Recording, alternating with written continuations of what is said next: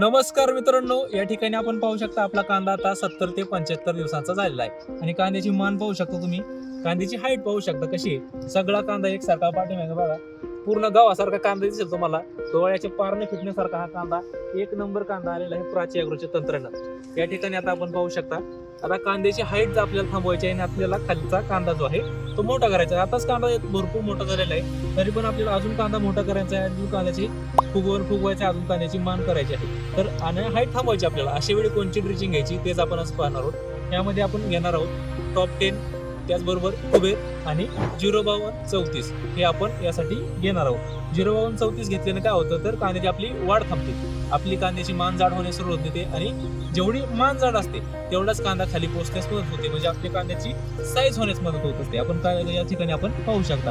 आणि टॉप 10 आणि कुबेर जे आहे ते आपल्या कांद्याच्या साईजला अजूनच कलरला जे आहे फरक पडत असते. टॉप 10 आणि कुबेर आपला कांद्याचा कलर, आपल्या कांद्याची पत्ती एकदम कलर बस ठेवण्यास मदत करते आणि कांदा दीर्घकाळ टिकत असतो. शेतकरी मित्रांनो, तुम्हाला जर ही माहिती आवडली असेल तर मित्रांना शेअर करा आणि हा व्हिडिओला लाईक करायला मात्र विसरू नका. धन्यवाद.